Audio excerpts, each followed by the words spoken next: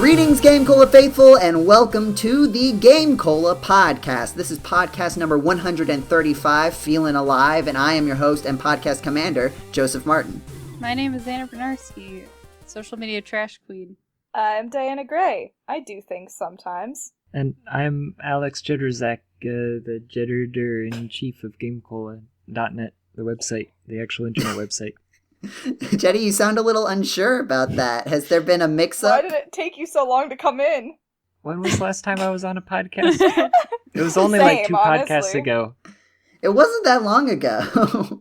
That's okay. I definitely forgot I was first and kind of sat here and went, oh yeah. Anna, you're always first because your name starts with A and your other name starts with B. Yeah. You should, just in life. Just in life. Know. In life, you're first. You're always first in everything, aren't you? That's what school taught me, yeah. Was there anybody ever in front of you in line? Were you always the line leader? No, yeah, That's what we called it. There were like 2 or 3 people in front of me sometimes. If you organize by last name and someone has a last name that starts with A, then they would be in front of her. We would do things where it's like, okay, we'll go in alphabetical order this time, and then okay, we'll go in reverse alphabetical order this time. That's and so my hard. name is my middle name is Martin, so it's just like I'm in the exact same place. Oh, that's true. This changes nothing. Yeah. I want the power to control my fellow classmates and where they go in life. That's really creepy. Is that what the line leader did? I don't think I ever got to be line leader. Yeah, I never got to be line leader. I think I got to be line leader once. I've forgotten it. I think I went mad with power and blacked out. Wow. Oh my god. And look at you now, you're the podcast commander. I know, yeah. It's carried over. It's like a line leader, but for a lot of people and only words, though. Yes. Can that be the new tagline of the podcast? Hey, video games, everyone. What are those? You know what's a big video game? What? WOW. Wow. I can't believe you all made the easiest low-ball joke that we've already made twice, and maybe 3 times before this podcast even started. And you all 3 made it in succession. I know, it was hilarious, right? The other 2 I tried to mix it up. Like I was obligated. That wasn't planned, guys. We're talking about World of Warcraft Classic, which was released yesterday as of recording this podcast, yesterday evening. Basically, they've made a version of WoW that you can play where it's like the old thing. I think it's kind of like RuneScape Classic. Or old school RuneScape, whatever it's called. It's like that if you're familiar with that. I know some people have been playing it. Has anybody here ever played the video game World of Warcraft, one of the most popular video games of all time? No. Nope. No. I've watched people play it, and I've always said it looks really gross and not interesting to me. Oh. Well. Jeddy with the hot takes. I just hate the art style. It's really gross looking. And then also, I guess coming from like an old-timey, old-school RPG, JRPG background, always hated not only just what it did, but that it became what MMORPGs are. Like, there's no MMORPG now that does not follow the pattern that was set out by World of Warcraft, and it's always kind of upset me. It's kind of like how you can't make a maze game without it being compared to a Metroidvania type experience. Well, less I should have just called it Warcraftvania. Metrocraft? No, that has a different connotation. Well, I guess I'm thinking more, I guess in a way that people have tried to copy the pattern of Metroidvania, but there's usually something beyond like the base parts. But if every single one was just exactly the same, I don't know how to really describe, but just the whole like fetch quests and going on instance raids. Ooh, Leroy Jenkins. I don't know. Leroy Jenkins. I'm not a fan. Yeah, do we want to talk about the actual the big gaming news, which is I watched the classic 1999 film Sonic the Hedgehog. Oh my god. Can we just say a couple things about World? That's a good hook, Jeddy. Let's just say a couple things because people saw the World of Warcraft tag in this podcast, and they're gonna feel taken advantage of if we don't talk a little bit about the video game. Yeah. It's a good hook. Is me saying that I didn't care about it not enough? No, Jeddy. I I just like want to that's talk. more We don't than have to enough. talk about the video game itself. I want to talk more about like the event of it. Okay, that Of, they're like, coming, what they're ha- 'cause bringing it it was- back. Well, they brought it back, right? And like, it seems crazy to me how much people are getting into it. It feels like every person in the Tweeterverse that I am even remotely able to see the tweets of is into this video game. And I don't know, was it like something that was popular? Like, obviously we did not play it, but was Yeah. it something that was popular among your peers? Oh yeah, no, definitely. Like everyone I knew played World of Warcraft at some point. For like, some of the people were like, I played it for 10 years or whatever. It was a big deal. Yeah, I mean, I don't know if it's still a big deal. I guess I kind of feel like it still is. Yeah, I would It assume. must be because of all the people playing it. Yeah. Yeah, Like today, I have a friend who's been playing it, and she took off of work for it because she was already going to take a vacation, and it just sort of lined up. Yeah. But like someone she was playing with got booted because the servers have been kind of weird, and it like the middle of the day, like 11 a.m. There was still a 4-hour queue time to get in the day after it came out. There's just so much. Apparently, also, a bunch of people got kicked in the middle of the night last night. But, like, it was somehow class or race-based because, like, there was only, like, 2 races, I think, that didn't get kicked for whatever reason. And it was, like, the 2 most unpopular ones. That's really funny. So everybody not playing the races that let you level up really quickly got to keep playing. interesting. It was like a weird pseudo balance patch.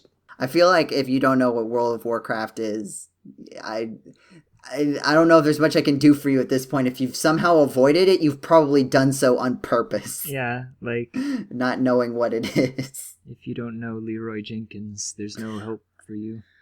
So the news basically is just that you're going to be hearing a lot about this probably for the foreseeable future, so buckle in.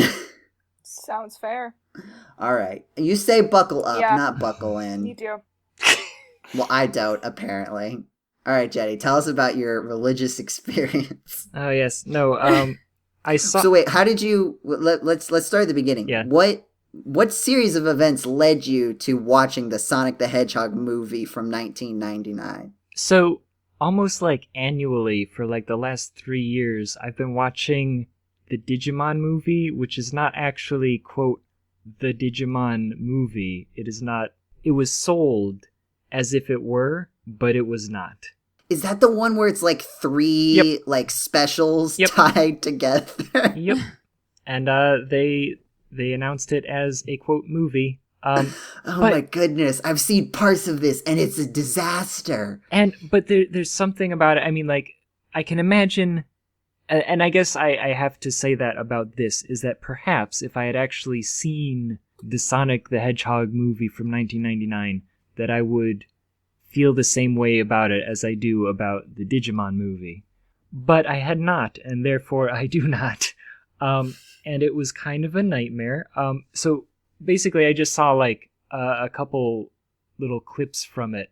I was like, wow, like the animation quality in these couple of clips looks pretty good. And, I was kind of curious. I was like, okay, could this be my new Digimon movie? Something that I'll like, that's like old and stupid, but it has some heart and so on. It does not. It basically, like, there were so many points that I was like, is this an episode of Hacks and Slash? That's amazing. Right? Like, it plays out like a Sonic fanfic, and even there's like 2 or 3 points where they have such long run-on sentences that it sounds like when we read the long no comma sentences, just like all in one breath. Man, now I gotta go back and listen to the Sonic Hacks and Slash. It's one of my favorites. And I mean, okay, maybe Joseph Martin resident Sonic fan-ish question mark. We don't have Matt Jonas anymore. Has the title fallen to me? I guess I'll take it. You're the resident Sonic knower. Knower. You know Sonic. That's Sure. fair. I'll give you that. But yeah, so like, is quote old man, which is apparently his name, the Weird Owl guy, is he a character? Not as far as I know, no. Has Knuckles at any point in any of the games worn a hat? What? Nope. Oh What, that Again, wasn't as your far as I favorite know. part? Was his Knuckles' hat? Knuckles he shows up wearing a hat. no. That would be my favorite part. His random hat? What He's kind not of- protecting wait, the what Master kind of Emerald hat is either. it? It's very important. We need to know. It's like a cowboy hat. Yes! He just shows up wearing a That's cowboy amazing! Now he can fly. Okay, I was gonna ask about that because he does randomly just float around. Yes. In the games, he glides, but like I can see for an OVA in 1999, it's fair to just make him fly at that point. Like Tails also can't fly indefinitely in the video game, but that's more of a mechanical limitation. I think you could make a solid argument that it's not narrative. Oh, there also is what I'm going to assume is a self-insert. The OC character, Yes. Sarah. Ah! Still better than Chris from Sonic X. Are you Not sure? much, but better. No, I'm pretty sure. I'm gonna have a debate cast about it. But yes, there is an original character, Do Not Steal, who is just an attractive woman that everybody likes, Awful. but has a tail. Yeah. And She's okay. so bad. Oh, so Have you all seen this movie? Yes. I'm the only Yes. one that I mean, I hasn't have seen now. this movie? Save yourself. Don't do it. you must be having a trip right now, Diana, with the things we're saying out I mean, loud. I wasn't clued into the fact that all of you had seen this movie until right now, so now I feel excluded. But whatever, carry on. So part of my issue with Sarah's character design is that she looks exactly like Eris from Final Fantasy VII if you like made her dress into like oh a my god, you're two-piece. right. That's hilarious. Like I'm surprised I'm like Googling this and I'm surprised that I'm not seeing more comparisons of this. But like also it looks like a ribbon from the front, but from the side it's like a cat ear hat. She appears to be Yeah. something of a cat girl, so they don't even know. Yeah, she has like a tail. She's so- not a real character. She's just made up for this thing. Oh, I only like this image because Ew. Knuckles is wearing his hat. Oh, that's a great hat! Where did he get the hat? I don't I'm- know. I'm honestly kind of disappointed now that no Knuckles redesigns have ever featured the hat. Whoa! He's like carrying wait. like a cool duffel bag and he's like, I'm going treasure hunting. Does he do that? I don't know. It's a weird, I mean, like, it's an extension. It's a weird extension of his character. Okay. Wait, I guess. I don't know. He guarded the Master Emerald in Sonic 3, right? Which was Yeah. his introduction. So, like, that was his original thing. And I assume it was just, like, they needed him to do something because he can't just guard an emerald for a whole movie. Yeah, he can. this wiki is hilarious. Can I just read like a couple excerpts from just one? Her dislike is Dr. Robotnik trying to destroy the land of the sky. Definitely dislike that. Well, I don't want to spoil the movie. Never mind. But Actually, I want to play a game real quick with you, Diana. Close the wiki. close the wiki. Okay. Uh-oh. All right, Jeddy. Okay. Come up with 2 truths and a lie about the Sonic the Hedgehog 1999 movie. Two And truths. Diana, you have to guess the thing that's not Okay. real. Oh no. How am I gonna come up with a lie? Okay, I'm ready. Okay, so 3 things about Sonic the 1999 movie. Sonic canonically has a favorite set of clothing. Okay. Jaleel White returns as the voice of Sonic, Okay. and Tails touches a boob. What? I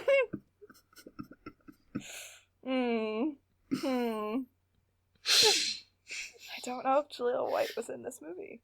I really want Tails touches a boob to be true. So I'm gonna go with Jaleel White. Okay, yes. I feel like that one was a little bit too obvious. Well, but they did I have wasn't the sure. only one that wasn't entirely ridiculous. I went for the one that wasn't ridiculous. And yes. They had like a Jaleel White impersonator. why does Tails touch a boob? I don't want to know. I don't know. I don't want to know. I don't want to picture it. Wow, that is hysterical. Look at him, he's wearing his hat again. Oh my god. This was why I was thinking about that scene, was I saw it. It was immediately on the next Why line does Knuckles after... look like that? He's blushing because Tails got to touch the boob. That makes sense. Oh my god, this movie is so bad. What's your favorite line from the movie? Because I know mine. My favorite line from the movie Sonic the Hedgehog, the OVA from 1999 is, "You know everything I'm going to do, but that's not going to help you because I know everything you're going to do. Strange, isn't it?" That It is delivery classic. was on point. Jay, what's your favorite line? I'm trying to remember, like, mostly there was too many that just, like, didn't make sense, that it just came out of nowhere. What was it? Because I had to, like, pause the movie after he said it, and I don't even remember what was going on, but randomly just out of nowhere, Tails goes, "Oh, I'm afraid of lightning." Good for you, Tails. Good for you. Is that a defining character trait of Tails in the game? Nope. That's great. Anna, can you remember a line? I know it has been... Yeah, it's been a while since I've watched the movie too. I just remember that one line in particular. It's my favorite one. It's been a very long time. That's I just fair. remember watching, being like, "Oh yeah, I think I liked this a few years ago." And I was in college last time I watched it, and I was like, "What the hell was Baby Anna thinking?" I hated it so much. Is there anything else? Is there anything else you'd like to share about the Sonic the Hedgehog OVA from 1999, Jeddy? Did I already ask if Old Man was actually a character from anything? You did. Yes. He is not. He's not. He's not. He continues to not be real. He still isn't. Like, they haven't added him in the 30 minutes since you watched the movie. I had hope, because, like, the first, like, 5 minutes of the movie, you got Dr. Robotnik, he's making Metal Sonic, and, like, that's cool, and it's well animated. And then, like, Sonic and Tails are at the beach. It seems like it's gonna be cool. And then just, like, immediately after that, Old Man shows up. Why is he just called Old Man? Just give him a name. He doesn't need a name. I mean, you think that might be like a translation thing? I don't know. Like, Because isn't it, you would know better than I would, but isn't it like more normal to just call an old man like, yeah, Oji-san or something? Ji-chan. Yeah, like, they do say, like, bro and stuff as, like, it doesn't sound as weird in Japanese to say something like that, but, like, still, He doesn't have a name, no. it was not a good movie. The characters kept going off model. Like, look at Knuckles there with his weird nose. Yeah, that's Like, the part that threw me off, really. Oh, and I kept trying to figure out, okay, does Sonic normally have two weird fins on his back that are side by side? Because that just kept looking weird to me. Yeah, no, he doesn't, I don't think. What? I can't even picture what you're talking about right now, Like, but I don't think so normally. I think he sometimes has like some extra spikes on his back, but I don't think they're like side by side ever. yeah, like, they were consistently, like, on his shoulder blades and shown as being, like, almost like wings. I mean, I know people with shoulder blades like that, to be fair. Some people are like 50% shoulder blade, and that's okay. We respect all And body that's types here on the okay. GameCola podcast. I'm trying to look at more images, but, like, searching for, like, how do you search for an image of Sonic, like, from behind? Ooh. I don't think you want that. Also, it's a podcast, so I don't know if searching for images is... That's never stopped us before. Mhm. I'm well aware. So do we want to move on from I think so. Sonic the movie? Let's just move on.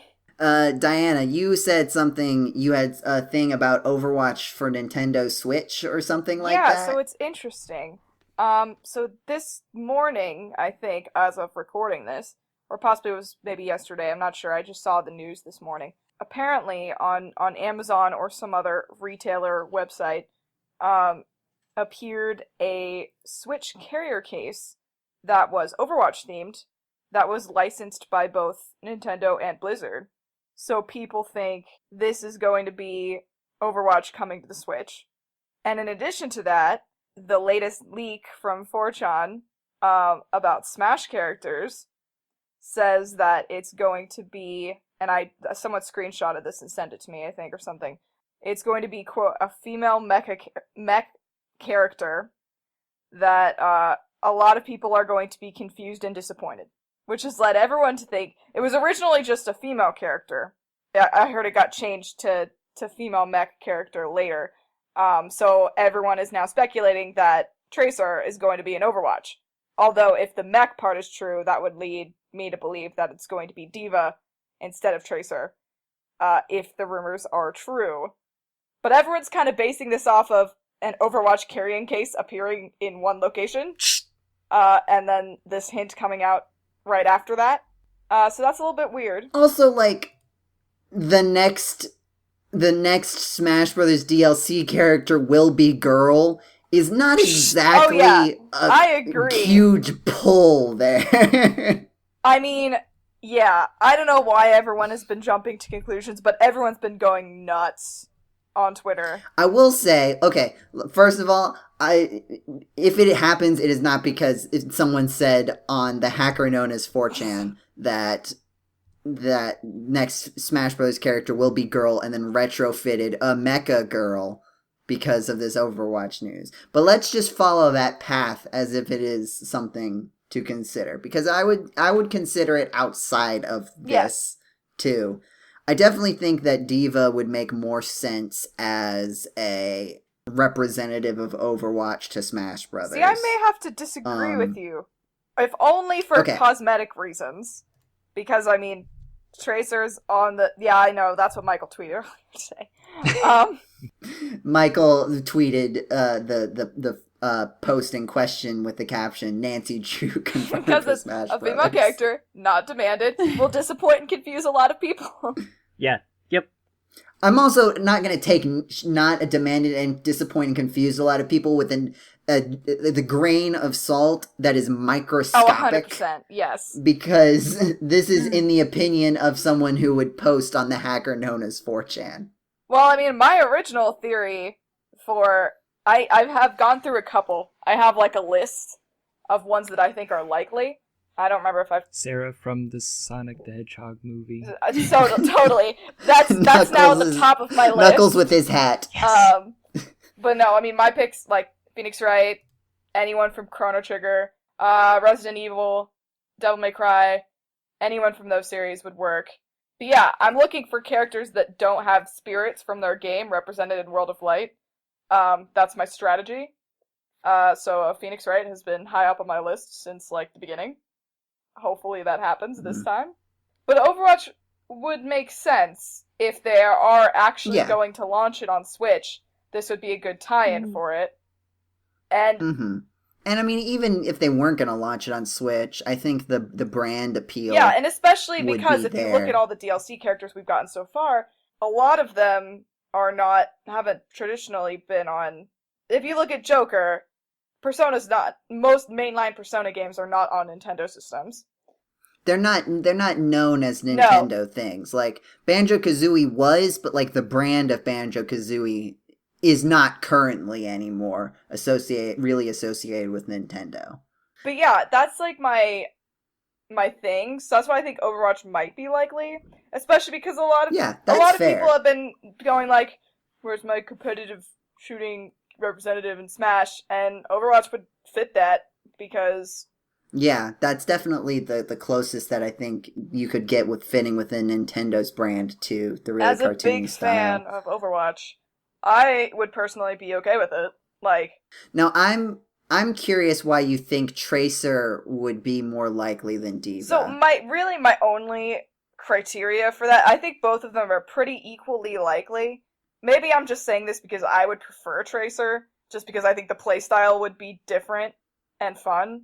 But, I mean, my only thing is, even if you have never seen Overwatch before, whatever rock you've been living under, if you go and look at the game in a store, Tracer's on the front of the box. Tracer plays a big role in most of the story-related missions and videos that they've released. So I think if any girl is going to be put in it, I think it's going to be Tracer. I would say, though, that while Tracer is sort of the corporate face, and corporate can be said with a level of disdain. I'm not trying to bring that particular context into it in this particular statement. I see where you're going to go with this, and I agree with you. But in terms of whenever I see stuff that is produced by the Overwatch community outside of Blizzard's direct involvement, I feel like D.Va ends up being the face. As a probably big D.Va because fan, and she's my main, I will agree with you. And I also think that D.Va's, like, getting that mech into the Super Smash Bros. Format would be easier than Tracer.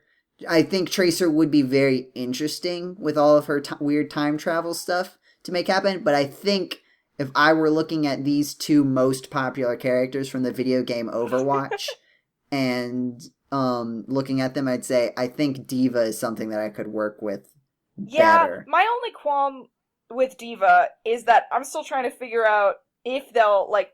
So one of the big things when you play as D.Va is if you take enough damage, you get demech'd. And you play as baby D.Va running around. So, and that's kind of a core part of her gameplay in the main game, and I'm sure Nintendo would want to be faithful to that. So how would you balance that? Like, you can't just have her get demech'd a certain amount of damage and just stay demech'd. Like, that's not gonna work. I mean, you could do something like they do with Joker. That was what I told my Discord earlier today. That was my fix. Yeah, except instead of starting out in the weaker form and getting the stronger form, you start out in the stronger form. And that's my theory about how they'll implement it. That was one of my friends said that to me. They were like, how are you going to deal with the demeching? And I was like, it's going to be like Joker.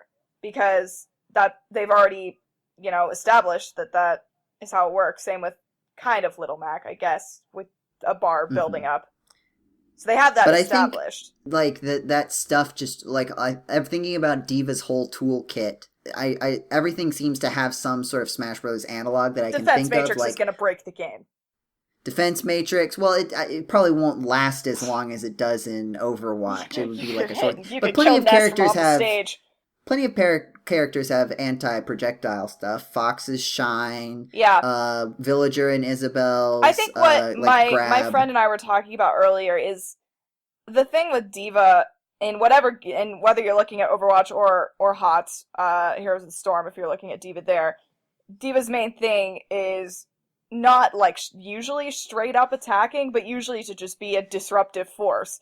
And she's not like a DPS. I mean, she's classified as a tank. Obviously, she's not a DPS. And that's my only argument. Like, I feel like, I don't know. That's just talking from an Overwatch perspective, though, which I don't know if they'll care about. Yeah, I don't think that because, I mean, she does shoot stuff. She can charge into people with the I just think it would kind of annoy me, like, because the way I play D.Va is purely just to be a disruption, and I don't go for kills, I just try and knock people out of the way, like, kind of thing. And I feel like that part in particular doesn't translate into Smash. I just don't know how you would do Tracer, because, like, you can't really dash around the stage that much. Let me send you an article I found already. There's not really enough space in most stages for that to really be productive. There's already a projected moveset that some people have made. I can understand that, and that might work, but I'm just saying, like, the whole thing, like, Tracer being able to teleport basically everywhere works good when you can get really far, but you can't really get that far in a Smash Brothers stage. And also reversing to a different location works better when you can reverse to a location that is far away. Because I feel like anytime you would do your, like, reversal of time, go back, and, maybe it would heal you, like it does in Overwatch, the video game. Overwatch the video game. It would be really easy for someone to just jump to where you're going to appear and then punch you. Yeah. I feel like it would leave you very honestly, open. I think both implements have their problems. D.Va's ultimate is better as a final That's smash so than true. Tracer. Tracer's is literally just kind of like Tracer's ultimate looks more like a side special or maybe a down special. Yeah, no, you're totally right on that. And I do think I don't know. I don't really mind one way or the other. I know some people might get upset if it goes one way or goes the other. I like both equally. I mean, I love D.Va, so I'll be very happy if she's put into Smash. Mm-hmm. Like, I think it just has a lot of implications. Like, it would be fun. It'd be weird to play heavy, though. I don't normally play heavy characters. But, yeah, I love Overwatch. Sorry. Bye. I was at Overwatch on Sunday. How dare you? How dare you? I can talk about competitive Overwatch forever. So speaking of competitive things, Diana, you also had another thing from the world of video game laws that you wanted to share with us. And by wanting to share with us, I mean that I pressured you into finding something to share with us. Yeah. About the world of video game laws. It's really funny because my internet is still terrible and you keep cutting out at exactly the same spot. So all I can hear you saying is "world of," and then it cuts off. And it's really funny. Oh no, did I drop again? No, I can. Oh, you're good. Okay, no one laughed, so I felt attacked. I chuckled quietly to myself. Sorry, I had my microphone. Sorry, muted. I need validation. Okay. You're very funny, Diana. Thank you. So for those of you who don't know, oh, Joe. Just play some canned laughter at this You're moment. terrible. So I spent the summer interning at an esports law firm that does a lot of work with player contracts and corporation formation and a bunch of other copyright trademark stuff. It was really cool because it's eventually, where I want to work. So it was awesome that they were able to give me the chance to work for them so early on in my law school career. Blah, blah, blah. Boring. Anyways, skipping to the exciting part. I'm gonna kill you. So one of the things that I worked on this summer that I'm really passionate about was a month ago-ish, possibly a little bit more than a month ago, there was a huge Fortnite tournament where there were... Now, Diana, what is Fort Knife? Fort Knife? Well, I don't even... Forked knife. Fork knife? Fork I've heard of knife? that. No, Jeddy, come on. Forked knife. Forked okay. knife? Yes. I don't know. Fortnite, like the huge competitive game. I've played it like... Everybody gets on a bus, they fly down to a I've played it like one field, time. and they Joseph, you're 100 just of making stuff up now. You're just making 100 things up. people jump into a field from a bus, and then they shoot each other until there's only one of them left. Yeah, there's guns and stuff. And then or they get something. to eat, and then they get to have Thanksgiving. Or something like that. That sounds right.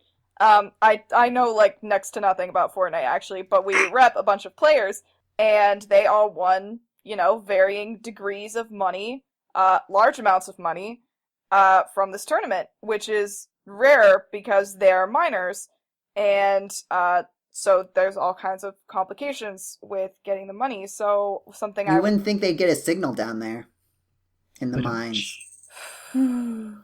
Okay. And so one of the things I worked on this summer was analyzing California law, because esports is actually really similar to like the standard entertainment industry with child actors. So there's like one law that basically governs how money is to be distributed, I guess is the best word for it, to the minors. Basically, it says 15% of whatever they make has to be put into a trust fund that only the minor has access to once they turn 18. Because, California has a bunch of child actors and parents are prone to stealing their money. And so they made this law to prevent that. So basically, a bunch of my summer was spent working on whether this law applies to esports, how exactly it does, and what kinds of responsibilities we have as a talent agency representing these players in regards to that. So yeah, you wanted something I did this summer, and that's it. Did you reach any conclusions that you can share with the studio audience? I mean, kind of. It basically is a lot more on the organization that is providing the money than actually the talent agency, unless the talent agency is more like a casting agency and lends out actors, in quotation marks, for a fee. Then they act as an organization for the purpose of this law. But basically it all comes down to the parents or guardians making the trust fund for the kids and then them just waiting. Like, the kids have to wait until they turn 18 before they can touch 15% of what they make. It's just to make sure that basically they have access to something that they've made once they come of age. So what you're saying is that it's not necessarily your representation agency. I don't know what you would call it. No, it's not your responsibility to make that trust fund. It's not technically our responsibility. No, it's just if we're representing someone that the parents are, like, really good in the picture, then we want to make sure that they uphold their responsibilities and make the trust fund and do all the necessary, like, paperwork and all that stuff. But it's really up to, and then the org just puts the 15% in, and that's it. Like, the money just stays there. The bank's on notice that the money is applicable to this law, so, like, they can't do anything with it. And then the minor can access it once they turn 18. So it really depends on how much also is being put in. But yeah, it's really interesting, and it's the first, like, I was really passionate about it while I was working on it, because it was really cool to be able to actually impact, like, clients who are minors and who won anywhere from, like, I think the lowest was like 100K and the highest was like 1.5 million. Wow. Of our clients. So yeah, we're the most represented talent agency at Worlds, and it was awesome. I didn't get to go. I wish I went, but I prefer Overwatch anyways. That's pretty exciting. And then Diana was fired. Technically, I'm not working for them right now while I'm in school, so... So you are fired. I mean, it was a mutual agreement. Nah, they're great. So you didn't fire, you quit. I had to. I was forced to. If I could stay on. Being forced to quit sounds a lot like being fired. I was forced to by me being in school. We didn't break up. It was a mutual agreement. It was mutual. I was forced to by society. But I really loved working there this summer, and they said they would take me back in spring, so I'm probably gonna do that. Because it's... Won't you be in school in spring? Yeah, I mean, technically I can work, but I didn't want to this semester while I was getting back into the swing of things. 2L year is hard, so everyone is aware. Law school is hard, I know. It's like such a weird concept, but... I mean, you've already got 2 losses. Yeah, I know. Trust me, I have way more than 2 losses. I know you're thinking it, Diana, and yes... I will write you a letter of recommendation. Oh, thank you. It is on my... GameCola is on my resume. Yeah. It's also on mine. Yeah. I think it is on basically every GameCola staff member. I mean, it should be. I try my best, but there's not in the world of mechanical engineering, there's not a whole lot. Is this the part of the podcast where we mention that this is like the grand reuniting of Jeddy and the college kids? This is true. I feel like this is the part of the podcast where we mention that. Jeddy and the college kids 2. Electric Boogaloo. How many of you are still we're not in college? I am not. Half. I'm the only one who's not in school out of the OG college kids. That's true. You're close to one, though. I'm close to a college, that is true. It does exist. I live across the street from one, yes. So, let's say 75% of the 3 of us. I believe I have never not lived near a college. Because there are a billion in Cleveland. Of the 3 of us. Nice. Well, on that note. Hey guys, we have fan mail! Whoa. What's a smooth transition? That was great. Our first question comes from Twitter. From Daniel Dugovic, and Daniel asks, Untitled Goose Game is scheduled to release this year. What do you think about games featuring an evil player character? I didn't know that the Untitled Yeah. Goose from Untitled Goose Game was explicitly evil. Yeah, I was gonna say. Well, all geese are evil. Chaotic. I guess That's evil. fair. It makes sense in retrospect. Diana, you make a good point. Trust me, You they're make all a good evil. point. That's, So, yeah. Untitled Goose Game does look really... It looks like Goat Simulator, but good. Yeah, I agree. I will be playing it for sure. So what do you guys think about when you get to play a bad guy? Yeah, I It think makes that's me cool. Maybe feel just like a a bad butt. person inside. Not a huge fan.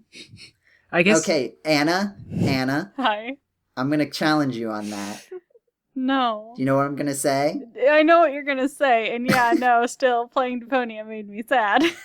But you Well- play it so much. You played all of the games.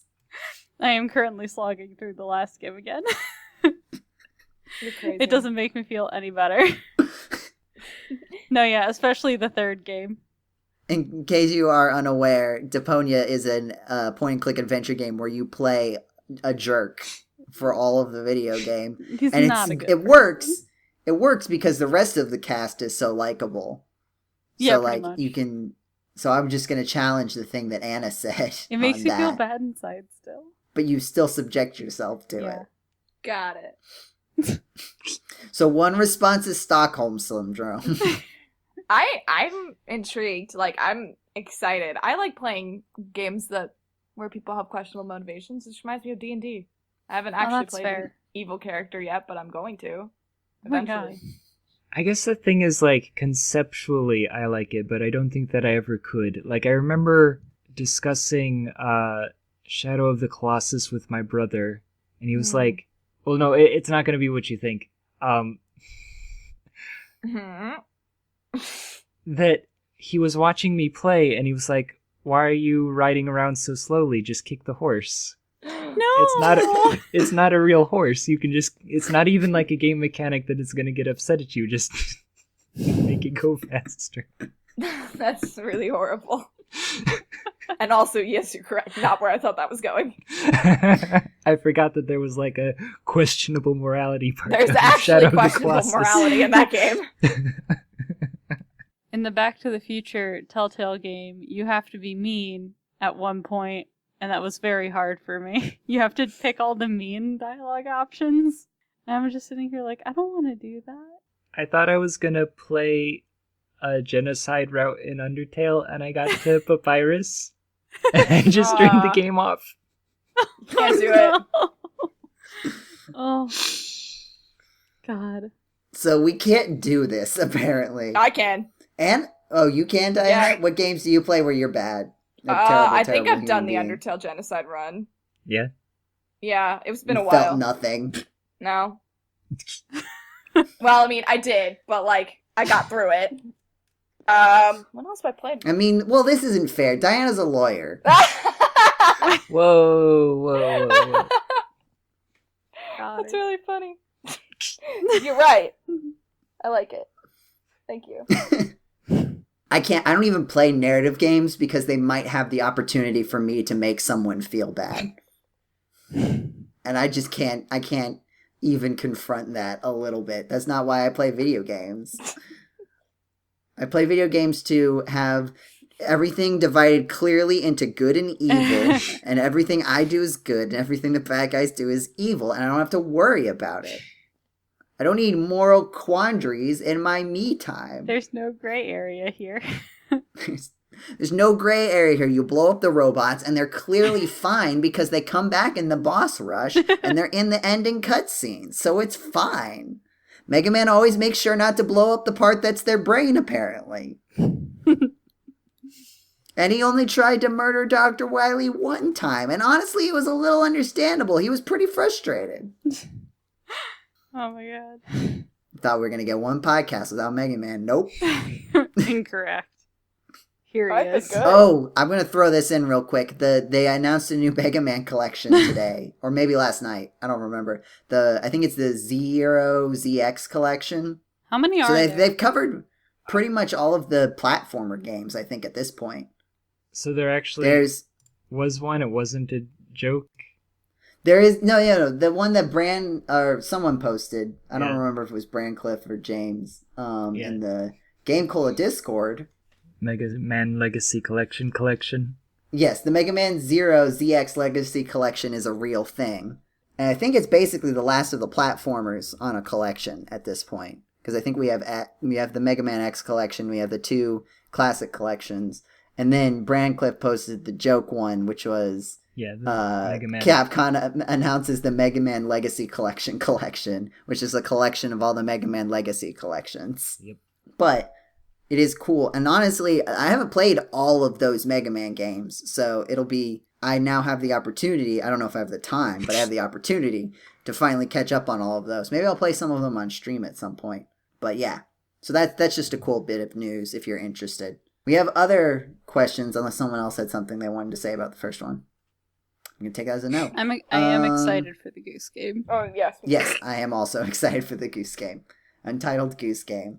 Okay, this is an email that came from GameCola Superfam, Her Mom Is a Boss. They write, "Hello, GameCola. It's been a while since I've sent in an email because I'm catching up on almost 10 episodes of the podcast while drawing comics. Something that I know Herman likes to listen to the podcast while drawing. You could do that too." Wow. We recently had a yard sale in our complex. This email is very on brand.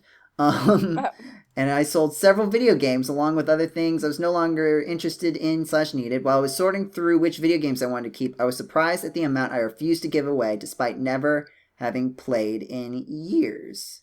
So my question is, if you were allowed to keep one video game, either physically or digitally, but had to give the rest away, what would it be? Just one? I know my answer, and it's the Mega Man Legacy Collection. We are not sponsored by the Mega Man Legacy Collection. I think we had a discussion like this a few podcasts ago, didn't we? Where we were like, Something no cheating. like if you had to like take one game to a desert island or something. But this is different. This is like if you This got is different, rid 'cause of I think all you other can- games forever. Yeah, this isn't, well, no, this is, you are allowed to keep one video game, but I assume you can get more back, right? Oh, so maybe it's just like, what save file do you not want to get rid of? Like you have to save, you have to sell all of your video games for money, and at some point maybe you'll make enough money to buy them back. But for right now, you got to sell all of your video games except one. Oh man. Right? So that means that like for example, I would not necessarily save even like if I really like Super Smash Bros. Ultimate, I know that I'll be able to get a copy of Super Smash Bros. Ultimate again, and I can get all my progress back easily. So I don't really care if I have to sell that video game and buy it back sometime at a future point. But something like if you had like a physical copy of Earthbound, maybe you'd want to hold on to that one. Yeah. So I think it puts a different spin on it.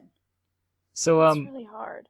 I think like when you say it that way, there is something that I think about sometimes is like with any SNES game, with any NES game, whatever, you can download a ROM of it. But there's something about the Game Boy experience that you cannot replicate with a ROM. And so it would have to be a Game Boy game. So maybe like Metroid 2 Return of Samus, or I might even say, and this might be surprising to longtime GameCola listeners, but Pokemon, actually. Like my original copy of Pokemon Blue that I got for my 13th birthday party. That I would be you could. I would be really hard to let go of Pokemon Fire Red with all of its memories and stories within its contents, because that's specifically like that's the first Pokemon game that I have, and there's lots of like remnants of my first experiences with Pokemon, not knowing what I was doing, that I would want to preserve in some fashion. Yeah. I kind of want What to about see you, The Anna? Sims 3. The Sims 3. Yeah. Which, the way I say that makes it sound like a very unenthusiastic... Yeah, I was gonna say. Yes, You but... did buy all the DLC. I have so much DLC. So that's probably, from an investment point of view, that's Yeah. probably a pretty good one. Yeah, that or Sims 4. One of those two. I think it's rather telling that Sims 3 was the first one that you said. Yeah. I was listening to an old podcast where like I was saying like I think people don't really like Sims 4, and I think it was Coley was like, oh, you better watch your tongue. It's like, no, I think there's a lot of people who have purchased Sims 4 and play it and like the Sims video game experience, but also just don't like Sims 4, even though that's the one that they play now. Yeah. No, that's absolutely fair, because now I've been playing it more often, and I still like Sims 3 better, but it's definitely the one I've been playing more often. What about you, Diana? Xenoblade. Yes, I had to think about it, but if we're gonna talk what save file, we want to talk about what save file I want to keep, it's gonna have to be Xenoblade, because I put so much into that, and I know that you all were expecting me to say Ace Attorney, and that's true. I would like to keep Ace Attorney, but, I mean, I can replay those anytime, and there's nothing, like, super present in my save file that I, like, need, but Xenoblade I've put time into, and it's a really important game for me, so that's why. Wow, really? That's your choice? Interesting. I wouldn't have thought about that. The next question that we have comes also from her mom. It's just continuing the email. One more question before I go. I recently caught up on the latest hacks and slash, that being Shadow the Hedgehog and the Mystery of Pokemon Mystery Dungeon. We've had another hacks and slash since then, the Kirby one. Kirby Rise of Dark Shard / Star. While I was listening, I was wondering, if I had to make a video game crossover fanfic, specifically a terrible one, what would it be? So I'll propose this question to you guys. P.S. For me, it would be God of War and Life is Strange, because that would just be the weirdest and hecka funny. I can't believe you'd try to swear on a rated G video game news and discussion podcast where Mom is the boss. There's definitely never been anyone who's sworn on this podcast. Never. Absolutely. Not even once. Thank you for your question. I really appreciate it. We really appreciate it. I guess I can only speak for me, but I assume that is the sentiment.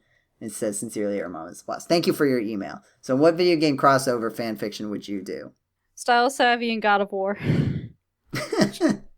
And what would that look like, Anna? I don't know. Who is the main character? Is it a Style Savvy character / set of characters in the God of War universe, or God of War characters in the Style Savvy universe? God of War characters in the Style Savvy universe. And what are they doing? The only thing you do in Style Savvy, which is make outfits. So you make outfits for them. I feel like there's going to be the entire time. There's going to be some conflict in the fact that I don't think Kratos ever wears a shirt. Well, he's going to now. He's going to find out that he really likes fashion. He's and get shirts. Into fashion and stop all the killing. Jeddy, what about you? So, the first thing that came into my head was Turok the Dinosaur Hunter with Super Mario World. Jeddy, you said a collection of words at the beginning of that I am completely... What? You don't know Turok the Dinosaur Hunter? Anna, do you know Turok the Dinosaur Hunter? No. That was one of, like, the best Nintendo 64 games. One of the few that I'm familiar with. I have no idea what you're talking about. Hold on. Okay, so basically, Turok the Dinosaur Hunter, just basically picture Yoshi there. So he's basically Turok the Dinosaur Hunter, but... So it looks like he's going to hurt the dinosaur with a knife.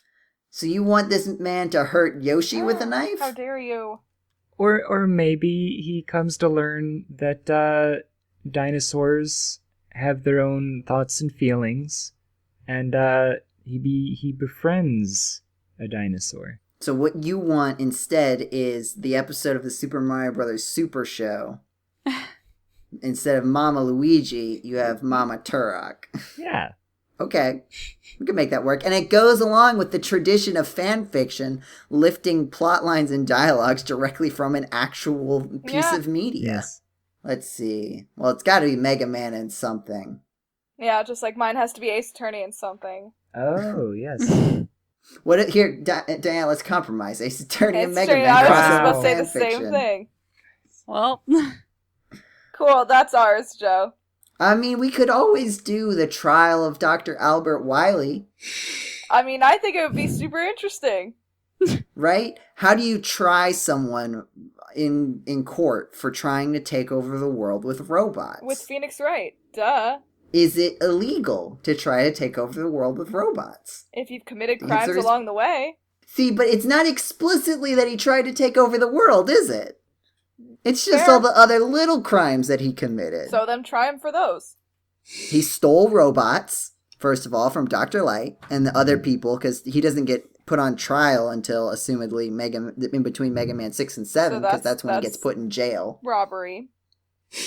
So he stole robots from Dr. Light. I imagine he damaged public and private property. Yeah. Because he sends the robots to, like, I would assume water treatment facilities and power plants and power stations and wherever Cutman is. I'm not sure. A construction site. That's probably private property. Yeah. What else did Dr. Wily do that is illegal? Those seem like really the two things. And really, there's no better lawyer to try him than Phoenix Wright. I would say. But Phoenix Wright would be defending him, wouldn't he? Yeah, Isn't that's that true. what he Miles does? Edgeworth. Yeah. I meant just like work on the case. I'm sorry. Yeah, because like here's so then the thing. Edgeworth would be prosecuting him. So yeah. This doesn't seem like the kind of case that Phoenix Wright would take up. Well, I mean, he has taken the theft case that one time before it turned into a murder. So it's not. But doesn't Phoenix Wright usually try to take in the cases where he is in the right? Yeah. In the Phoenix Wright, if you will. That's true. I think there would have to be some kind of motivational force there, like in 2-4 when Maya gets kidnapped. Is there ever a case in Phoenix Wright, the video games, where Phoenix Wright is defending a client who is guilty? Yes. And you have to, and you win by them being guilty. Yes. Because that's how law works. Sometimes the person is in fact guilty. Yeah. The case I was just talking about. Yeah. So what's the goal in that gameplay section then? So 2-4, Justice for All Case 4, basically involves you taking on the case of Matt on Guard, who is a bad dude, sorry, spoilers, bad guy, who didn't actually commit the murder, but hired a hitman to commit the murder. So technically that makes him like an accessory. Probably could charge him with conspiracy, which is higher than accessory. But Maya is kidnapped through the course of that case, and the bargain for getting her back that seems extra illegal. Is getting on Guard a not guilty verdict. Now at the end of the case, once you find out that Maya is safe and that they have her, you can choose to have him be found guilty or not guilty. Either way ends up with him in jail, because we may have told the hitman during the course of the trial that On Guard is a shady dude and is basically has blackmail on the hitman. So the hitman is like, yeah, I'm gonna come kill this dude like real quick. You know what? And Matt On Guard's like, oh shoot, like he's like, I want to be in jail. And so he goes to jail. The end. Yay! I don't know if this would work with Dr. Albert Wiley. I don't know either. But that's probably how it'd pull off. It's a fan fiction that we'll have to write, I guess, at some point in the future. We can write that, Joe. I think we can write it. That's the next Hacks and Slash. We're we're so good at writing fan fictions Are. together. Foreshadowing. Wink, wink. Real quick, because we're coming up at the end of our time together for tonight. What are some video games that you've been playing in recent times? I'll just let you know that I've just been doing some other Mario Maker and Pokemon Showdown stuff like normal, nothing particularly interesting. I'm excited for Pokemon Masters, but that doesn't come out. It'll be out by the time this podcast goes out. Like most things that we ever try to talk about it happens in between when we record and post the podcast. So much happens then. So I don't really have anything else to add to that. So there's a game on Cam's phone that involves basically the game of life, except not at all. And I don't know what else I can compare it to other than that, where you just keep making decisions and then you keep just aging up and then you die and then you start again. Cool. And it's a mobile game. And it's not incredibly fun. But I found it for for my Apple device. It is called BitLife or something on the iOS store. Yeah, I have it open right now. That's all I've been doing for the past, week and a half. And it's not fun, but it's that or Stardew Valley, and that's all I've been doing lately. This confuses me in the same way that the popularity of true crime podcasts confuses me. What? Why? In the sense that I don't understand why people want to subject themselves to confronting the mortality of their own existence and the mortality of their loved ones constantly and never ending. Serial is a great podcast. I'm not saying it's not. I'm just saying that I don't want to confront my mortality, and that seems like the whole thesis of this show and of this video game that Anna has described. What a great time. Yeah. You can also try to escape from jail. Oh. If you get put in jail. Oh, that's fun. I've never done it, but Well, as for me, I've just been playing a lot of Fire Emblem. Oh, the new one, Yes. the 3 houses. Yep.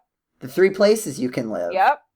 I've heard good things, except about the graphics. I think the graphics are fine. I would probably also have that opinion. I'm just saying what I've heard. Yeah, I actually hadn't heard that before now, but yes, I love it. I'm on my second playthrough, and I just finished last night, aggressively grinding my units to level 30 before I'm even, halfway through the story, because I have no life. So, I'm very happy. My goal is to get all of the children in my class, literally force them away from their house affiliations and make them join my class. So far I've succeeded with all but 4. Don't the other classes need students? I don't know. I took almost everyone from 1. I think they don't need them anymore. 1 class has 3 students left, and 1 class has 1 student left. As someone who recently has experienced the wonderful joy of ad drop, I can assure you that there are things such as number of seats in a classroom and fire codes that need to be taken into account. Please, I don't have when that. When you're talking about how many people are in a class. 15. When you talk about a class, are you talking about specifically one class that you're teaching, or is it more like sections, no, when you were in middle school and you're grouped in with okay. So everybody takes the same classes, the same courses. Yeah, I think. And it's just completely arbitrary. Is it as arbitrary as Hogwarts? Because as far as I can tell, aside from no, it's not as arbitrary as Hogwarts. Personality quiz. Being in a particular house doesn't really seem to have any effect on your academic career. No, it's not as arbitrary as Hogwarts. In 3 houses, you are effectively sorted based on where you're from. What region of the kingdom you're from. Okay. But you can switch. Yes. For some reason. I never really figured that part out, but you basically, as long as your skills are high enough, go up to any student you want and be like, hey, join my house. And if they like you, they'll be like, yeah, sure. So my goal was to do that with every single student this route, and I got really close, but I didn't do it this time. So next time, I got it. I know what I have to do. Is there a new game plus when you start a new file where you get stat boosts? Yep. I really hope they let me keep all this money I got from grinding for 2 days. Or it's gonna be a waste. How would you justify that in canon? I don't know. Actually, I don't know how you would justify any of the elements of New Game Plus in canon. Exactly. But you are enjoying the video game? Yes, it's very good. I would recommend it to everyone. It seems like there's a lot of cool character stuff. There's a lot of cool characters. The voice actors are really into it, which makes it really cool to interact with people who like it all. And there's a lot of voice acting too, right? Yes, there is a lot of voice acting, but you know who is conspicuously absent? Matt Mercer. Very upset. He's a very busy man, Diana. I know. I'm hoping he's gonna be a DLC. But everyone in my little community was like, why are you even playing this game? Matt Mercer's not in it. And I'm like, because it's Fire Emblem, and I still like Fire Emblem. I just, who am I gonna marry now?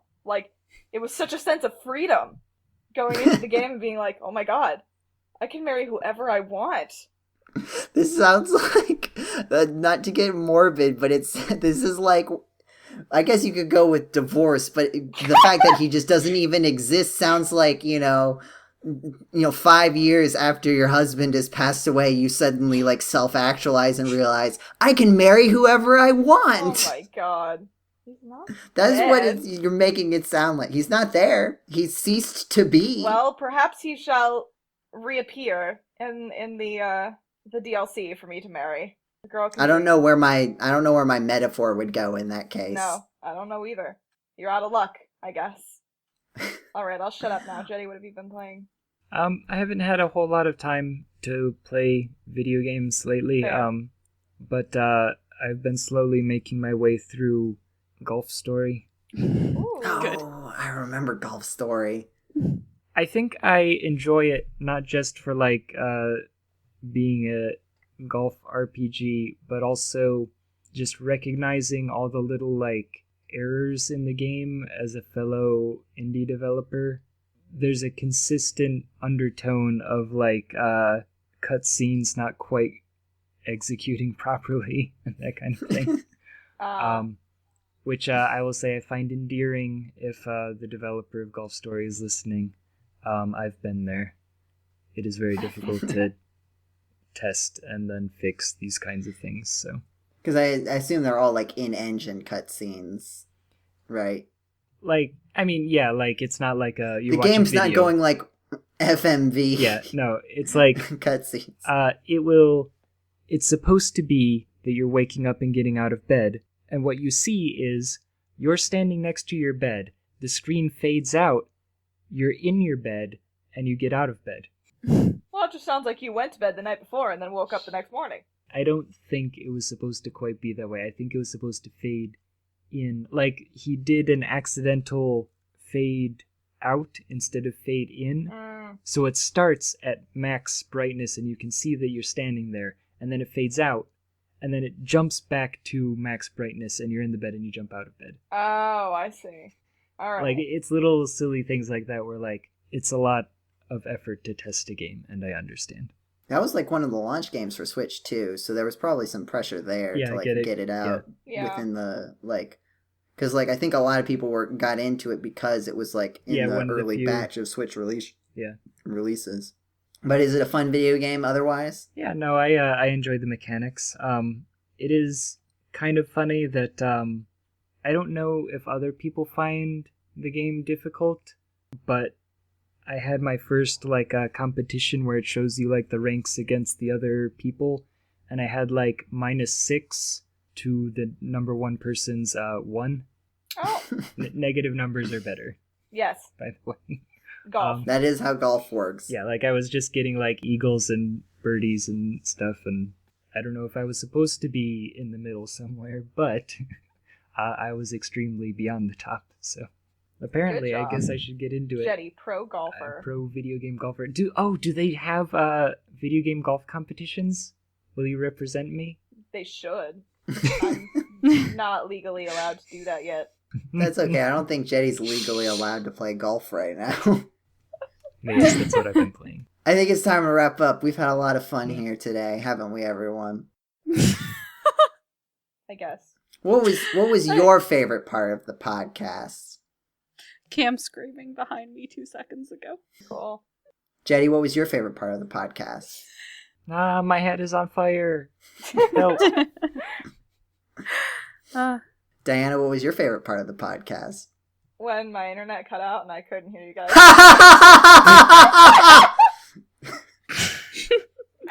Why do I even talk?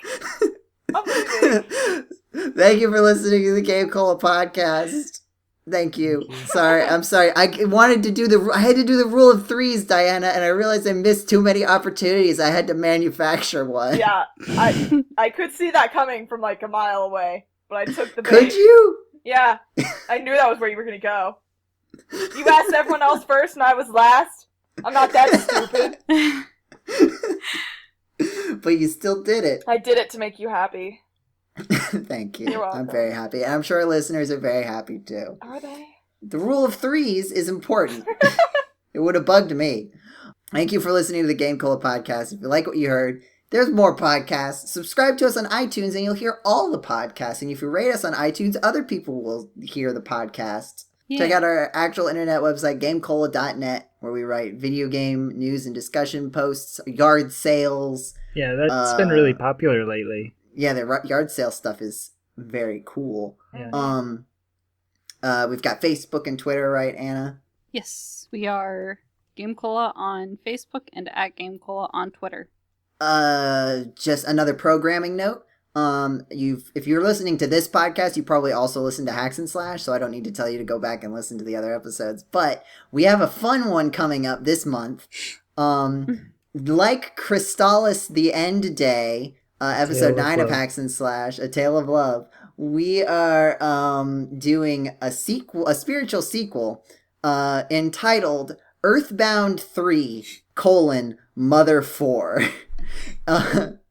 It is written in the same way as the End Day, A Tale of Love, where we're all doing it, but the twist this time is that we're also having fans on the Discord come in and write sections of it, and it is really great so far. We were just reading through it and giggling before this podcast started. Yes. It's going to be a lot of fun. When this podcast goes up, there'll probably be only a week left if we haven't finished it up by then, because there's going to be a certain length of it where we're going to just cut it off and need to wrap it up because the podcast can't be too long. So if you're listening to this, there's probably about a week left for you to write in your own submissions for it. So you'll have to find the GameCola Discord, which you'll be able to find on the podcast article. And I'm going to say it right now. I'm going to say it now so that we have to do it. We need to find the password to the GameCola Twitter and put the Discord in the bio. Oh, I have the password. Okay. What? What? How long has this been the case? Wait, why? What? People have been tweeting. Why do we not have the password? We use TweetDeck. Yeah, we use TweetDeck, and Jeddy just decided that he's going to be the keeper of the password. I have all the passwords Jeddy. to all the things for the site. Not even sharing the password with the social media trash queen. We had it at one point because we logged into TweetDeck. Yeah, that's true. I think that's everything you need to know for now. Oh, if you want to, you can send us tweets and emails, podcast@gamecola.net. If you want stuff right on the podcast, you can also put stuff on Discord. We usually do a call on Discord if we don't get enough, or we don't get any emails or tweets. We'll go to the Discord for that. So you can do that there too. Tweet about number the GCPC. Yes, hashtag the GCPC is the hashtag for the GameCola podcast. Tweet That's number. all the things. The tweet number. Yes, Jeddy, you're very clever. That's the end of the podcast, everyone. Right.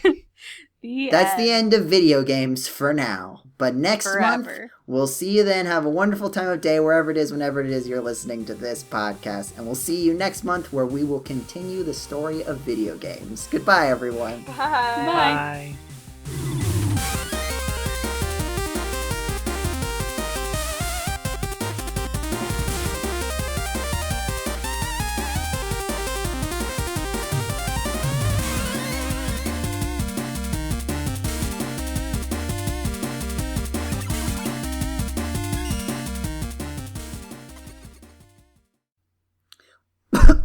I'm looking Are you at World okay? of Warcraft right now.